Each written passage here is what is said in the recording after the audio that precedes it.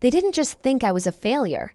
That night, my family made sure everyone at my brother's engagement dinner knew it. I sat quietly at the table, napkin on my knees, while my father laughed about my lost years. My brother smirked, and my mother nodded like it was fact. I didn't interrupt. I didn't defend myself.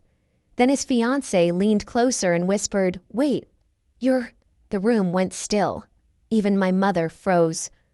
Before I tell you what happened next, tap like, comment where you're listening from, and share if your family ever underestimated you, because that silence changed everything in that exact moment. My name is Lauren Hayes, and in my family, names only mattered if they came with titles people could brag about. Realtor, broker, investor, anything that sounded solid, predictable, and profitable. My name never did. It floated around the table like background noise, acknowledged only when someone needed a contrast. The engagement dinner was held in a private room downtown, the kind with dark wood walls and soft lighting meant to make everyone look successful. White tablecloths, heavy silverware, a server refilling glasses before anyone asked. My parents loved places like this.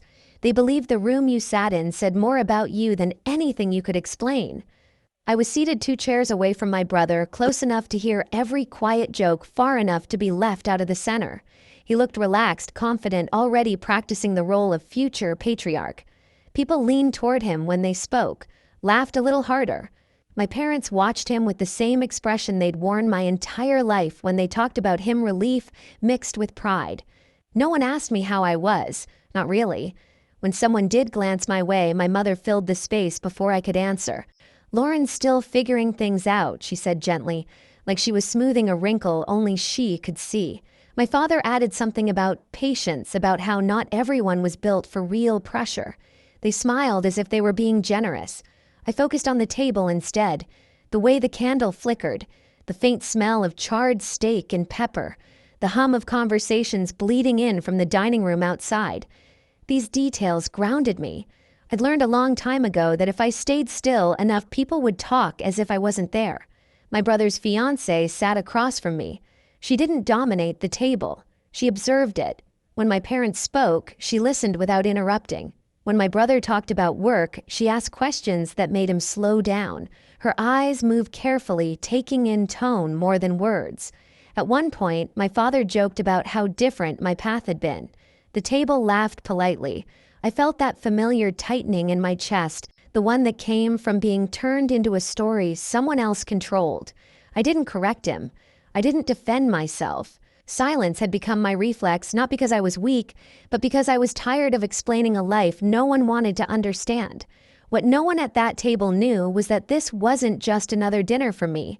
It was a test of how long I could sit in a room built to exclude me, and what would happen if someone finally noticed the cracks. My name had always come last in conversations about success.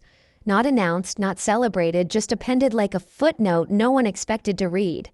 That night at the restaurant wasn't new. It was simply louder. As my brother talked about his future plans, my parents leaned in, nodding at every sentence.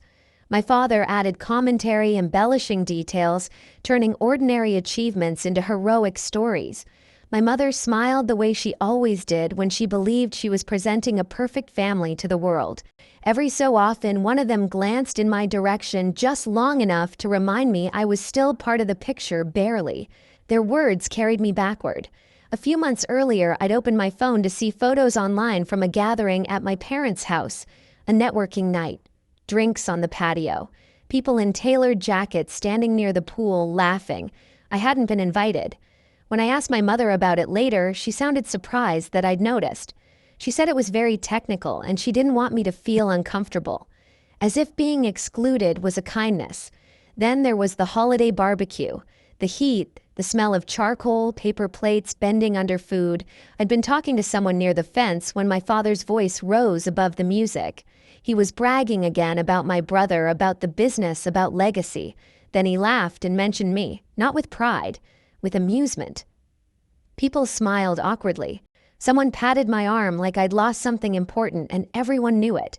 Back at the dinner table, my brother lifted his glass and made a comment about how not everyone takes the traditional route. He said it casually, like an observation, but his eyes flicked toward me. A reminder, a line drawn.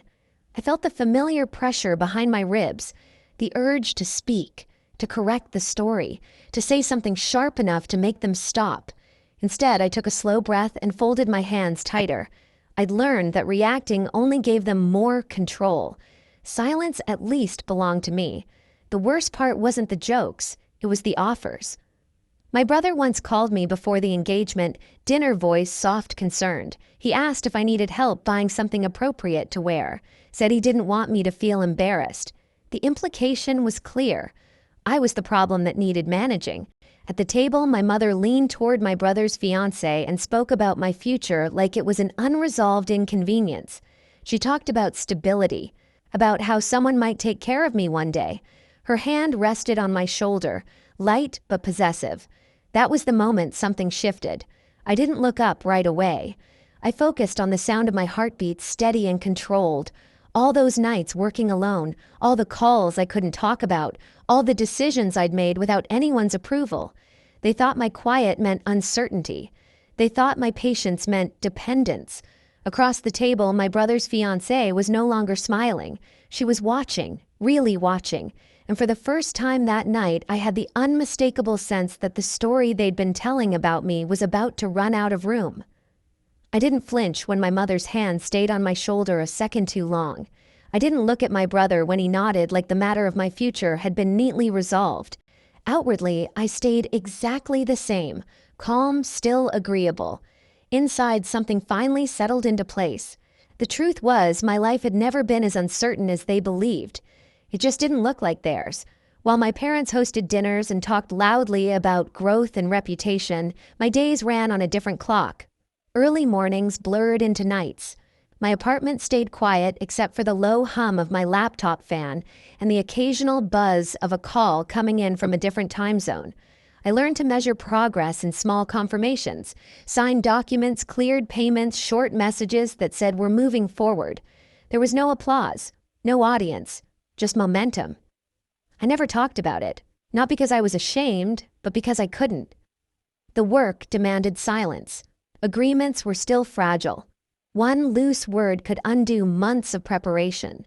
So when my family offered help money advice, I smiled and declined.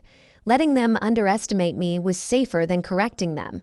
That night at the restaurant, as conversation flowed around me, I realized how deeply they'd mistaken restraint for weakness. They saw my rented apartment as proof I'd failed. They saw my simple clothes as surrender. They didn't see the discipline it took to live quietly while building something that couldn't afford distractions. My brother leaned back in his chair, satisfied. My father ordered another round.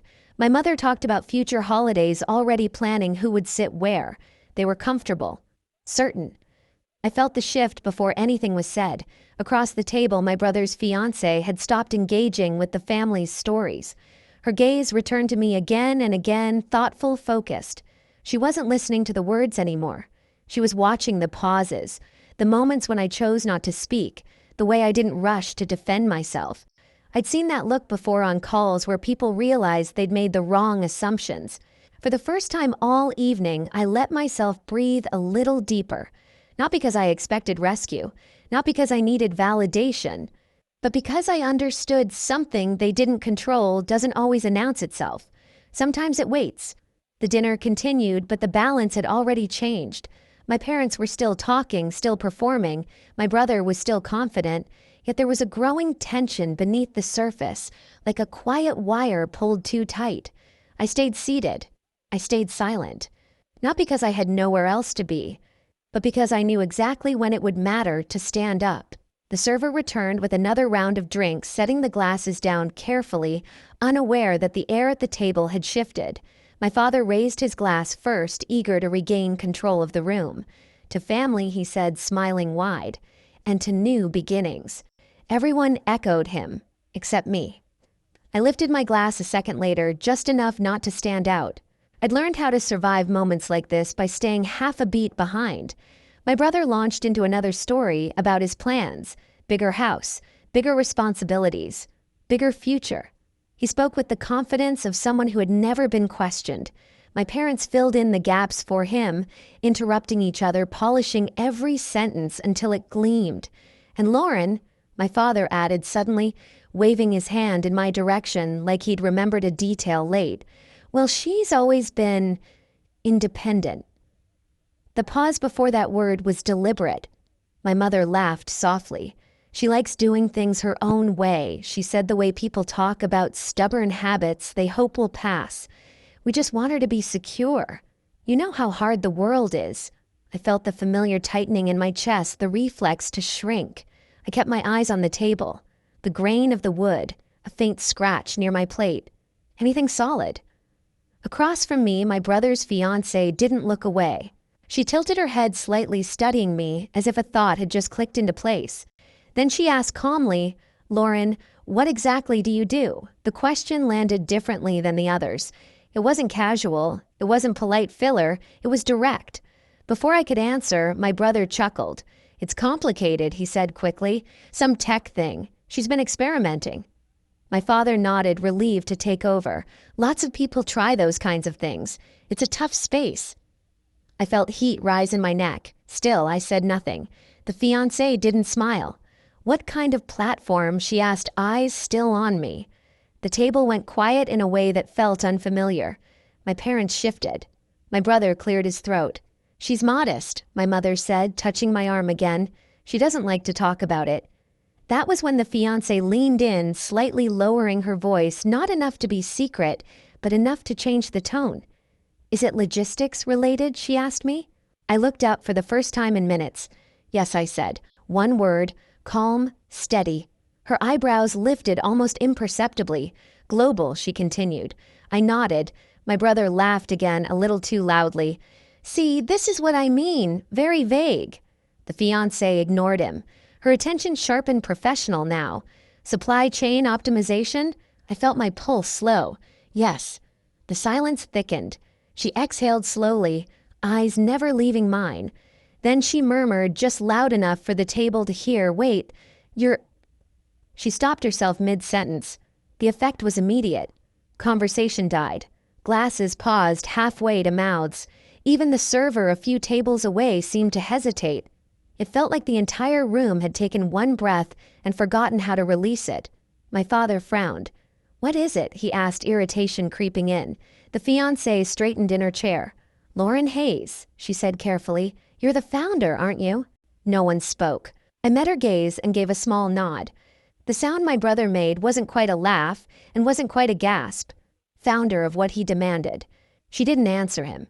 She reached into her bag instead and pulled out her phone, tapping the screen with practiced ease. When she turned it around, the headline filled the space between us. An article. Industry-focused. No photos of me. Just analysis. Numbers. Quotes from investors praising a founder who preferred to stay out of the spotlight. She slid the phone toward the center of the table. "This," she said evenly, "is one of the most closely watched platforms in the sector right now. Quiet launch. Strong early traction. International reach." My father leaned forward, squinting. My mother's smile had vanished completely. "We've been trying to get a meeting for months," the fiancé continued. "No press, no interviews, just results." My brother shook his head. "That's not—" He stopped when he realized no one was listening. She looked at him, then finally. "You said you wanted me to meet visionaries," she said. Her voice wasn't sharp. It was worse. It was controlled. I didn't expect one to be sitting across from me. The room stayed frozen. My mother's hand slid off my shoulder like it had burned her. Her mouth opened, then closed. She tried again, but no words came out. My father's straightened color draining from his face. "Why didn't you tell us?" he asked. The edge in his voice dulled by confusion. I didn't answer right away. I picked up my glass, took a small sip, and set it down carefully. "You never asked," I said. My brother stood abruptly, chair scraping against the floor. "This is ridiculous," he snapped. "If this was true, we would have known." The fiancé's eyes flicked back to her phone. "The whole point was that you didn't," she said. Something in my brother's expression cracked. Not anger. Fear. Around us, the restaurant noise slowly crept back, but our table remained isolated like we were encased in glass. People were staring now, whispering. I felt oddly detached, calm in a way I hadn't expected. I didn't hide it to prove anything. I said, my voice steady. I hid it because I didn't need approval. My father swallowed. My mother stared at the tablecloth, fingers clenched tight. I stood smoothing my napkin before placing it beside my plate. The movement felt ceremonial final. "I should go," I said, glancing at the fiancé. "It was nice to meet you." She nodded once, respect clear in her expression. I didn't look at my family again. I didn't need to. As I walked out of the private room, the silence followed me. Not the familiar silence of dismissal. This one was heavy, uncomfortable, earned. Behind me, no one spoke. And for the first time in my life, that silence felt like justice. I didn't rush when I left the restaurant. The night air felt cooler than it should have, brushing against my skin like a reset. I walked a block before stopping, letting the noise fade behind me. My phone buzzed once in my hand. I didn't look at it. For years, I'd imagined this moment ending with shouting or apologies. Instead, it ended with nothing. And somehow, that was heavier. In the days that followed, the silence held. No family group messages, no carefully worded texts pretending nothing had happened. When my mother finally called, her voice was unsteady. She asked questions that sounded more like attempts to regain footing than genuine curiosity. I answered politely. Briefly, I didn't fill the gaps for her anymore. My brother never reached out. I heard through someone else that the engagement dinner became awkward in retellings, the story edited to protect pride. I let it be rewritten. I didn't need credit. I needed distance. What surprised me most was how light everything felt once I stopped carrying their expectations.